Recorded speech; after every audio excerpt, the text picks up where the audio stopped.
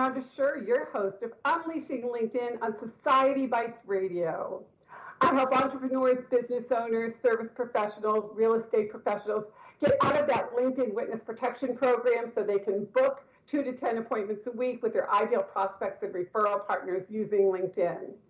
And today I am so excited because my guest is Michelle DiCarlo. And I met Michelle probably 3 years ago when we were both studying neuro-linguistic programming, NLP. And I instantly liked her. I thought, my gosh, this is somebody that if I'm ever going to sell my house or buy a house, she's my girl, you know, and I just knew that in our instant connection. I really did. You know, I consider myself pretty intuitive when it comes to people. And when I met Michelle, I just knew that there was something about her and I wanted to work with her and I wanted to be her friend. So let me tell you a little bit about her. Michelle is an award-winning realtor. She sells homes in San Diego and the surrounding areas, and she's been doing it since 2005. You'd never know it. She looks like she's about 30. She earned her Bachelors of Science in Education from UNLV, and she's a firm believer in continuously learning in order to best serve her clients. And I can tell you, having spent time with Michelle in our NLP classes, she is a lifelong learner, and she goes the extra mile above and beyond anybody I've ever met. She strives to educate her clients about the entire process so they feel fully equipped with the knowledge they need to achieve their real estate goals. And, you know, right now we are working with Michelle. And if you know anything about the real estate process, buying and selling, on the stress level, it's pretty high. But Michelle makes it so easy.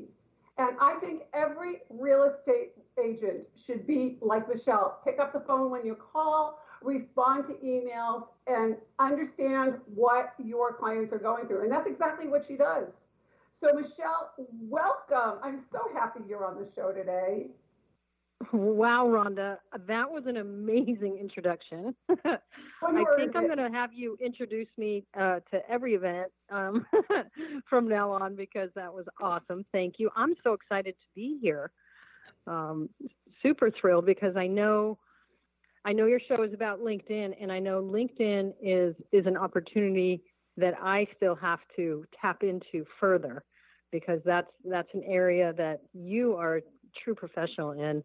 And, you know, I look forward to expanding that whole arena for me because it's really pretty untouched at this point. But the thing I know about you, Michelle, is that you are one of the rare people that has built a business based on referral.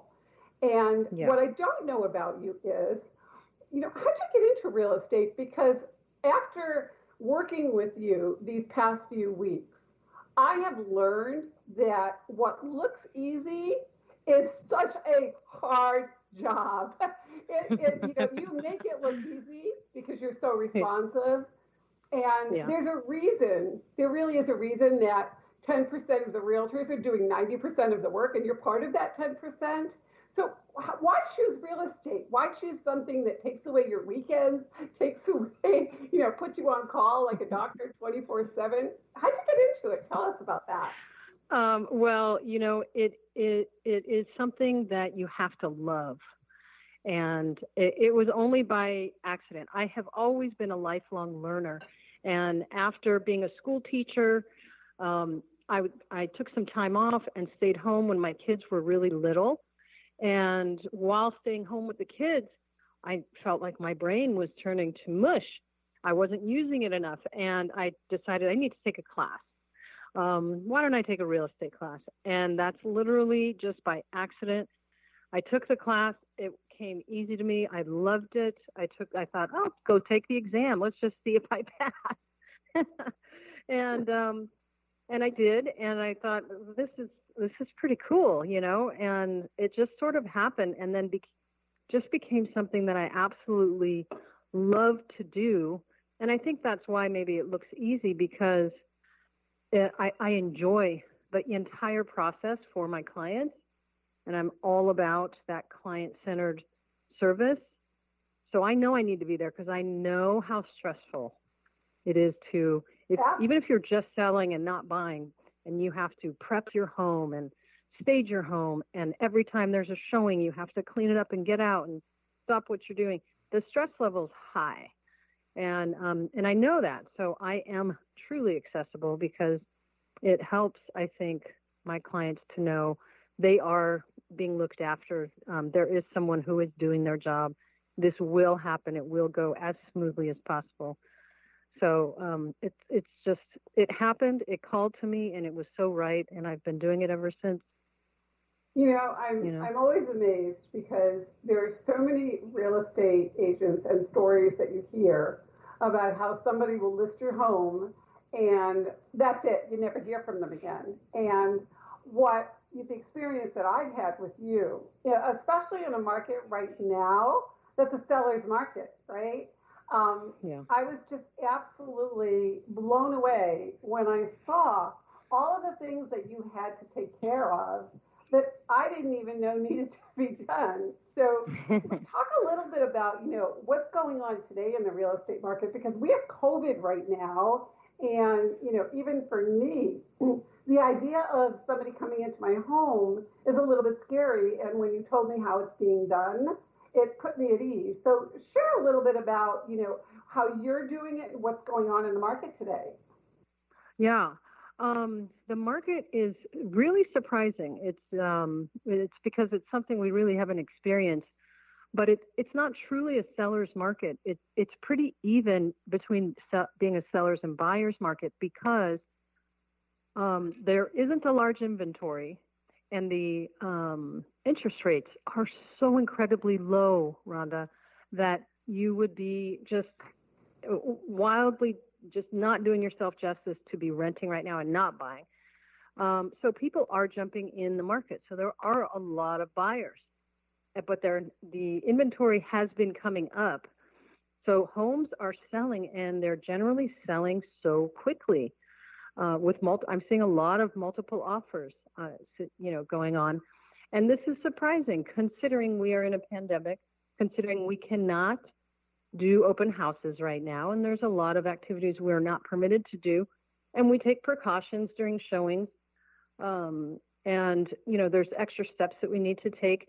But still, people are realizing, number one, they're realizing because they've spent so much time at home that now they look at what do they really want in their home. They're here so much. Maybe they want a bigger backyard, or maybe they need a bigger kitchen because they're cooking all the time. Maybe they need an office space, whatever is driving them, they're realizing, let's do it now. Interest rates are incredible. So there they Absolutely. go. And making that move. So COVID is kind of creating that, which is, kind of surprising. And then the buyers, well, these interest rates, I had a client recently who was going to pay cash for her home. And when she realized interest rates at that time were, they change every day. So, but they were 2.5 for her loan, and she's making 4% on her money. She thought, no, I'll take a loan out and I'll make money by keeping my money invested and taking out a loan, and buying this house will make me money, Yeah, so it's absolutely. really fun to be a part of that, So here's a question for you, because, for me, okay, I didn't go shopping for a realtor. I met you. I knew that at some point in the next few years that my husband and I were going to want to downsize. We knew where we wanted to live. It happened to be the area that you specialize in. And, it was very clear for us, what we wanted. And, it never even occurred to me about finding a realtor. My husband said, okay, everybody. Who do you want to use? And I said, you remember the lady I told you about, Michelle DiCarlo, that I met, and he said, yeah, he remembered your name. I said, well, she's the one.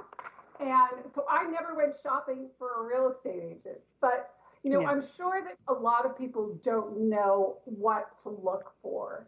And what would you advise somebody if they were, in my shoes, for example, because there are a lot of people that are looking to make a change. I no longer want a backyard. I don't want to pay a gardener. I don't want two rooms I don't use anymore.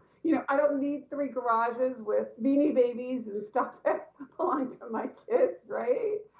Right. So I know what I want, but how do people know how to choose the right real estate person? What would you advise somebody? Well, here's the thing.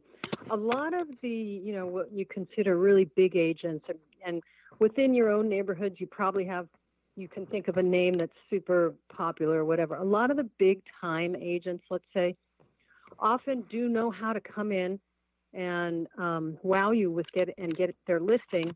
And then next thing you know, you're handed off to their assistant and you do never see them again. Maybe you see them on closing day or something. I work in a different way where I stay on top of every file and every home, and I have a team of people that do work behind me so that the contact and every transaction and issue going on with the home that I'm aware of. So, and I'm the qualified realtor, not an assistant that I hire. That assistant is qualified to assist me. So you want to look for someone that, number one, is responsive, because in this industry, unfortunately, there are a lot of people who don't answer their phone and don't get back to you right away. And that can be really frustrating, especially when you're in the middle of selling or buying. But I think the most important quality you can look for is integrity and trust. You need to trust that person. You need to feel like, okay, she's got this. She knows what she's doing. She's got a handle on the situation, and she will take care of us, or he. That is extremely important, because even if someone else comes around and says they can do all these bells and whistles for you, chances are this other person can do it too. We all have access to the same bells and whistles, right? But you're going to be knee deep in the mud with this person for a few months through the biggest sale, or purchase of your life. For most people, buying or selling a home is the biggest transaction they ever go through. You do want to like that person, because you are going to. Yeah, no, it's absolutely true. So you're very much the people person. I know that you're always investing in yourself in terms of growing and taking classes and being part of masterminds and all of that. What's the secret to the follow-up? Because I think that's where a lot of people drop off. Like I have so many friends that are real estate agents. And one of the things that for me, and this is just my personal situation, I wouldn't want somebody that was a close personal friend to know my entire financial life. That's part of what, so I would rather work with somebody that I like, but that isn't my best friend, so that they don't see, or, it's getting financially naked, right? Well, just to clarify, I usually do not have contact with every detail of my client's financial. That's the lender. The lender has that information. I do not need access to any of it. Sure, I need proof of funds that show you can afford your down payment, and then I need a pre-approval letter, but I don't need to know about all the financial situations of my client. And that, and that kind of does help people who are super close to me to feel comfortable knowing I don't get into your finances. I'm not your lender.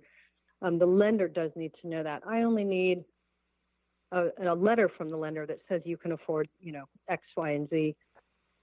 Awesome. And that's it. So, but I do work in such a fashion that, whatever information gets shared is only between me and my client. I don't share, I don't tell people who I work with. I don't share information about to me, it's such a personal thing. I think you're right. It can be you can feel vulnerable, exposing your financials and your desires of what kind of house and why you're, moving. I've dealt with people going through. And the other thing too is you never want to lose a friend. And, sometimes you can lose a friend if something doesn't go right, where, if it's a professional relationship, you can have a friendship, obviously, because for me, everybody that I work with, that's my client, becomes my friend. They didn't necessarily start out. That's how it works for me too. My clients do become lifelong friends for me because they know I truly do care. I'm not there for anything other than fulfilling their real estate goals. That's it.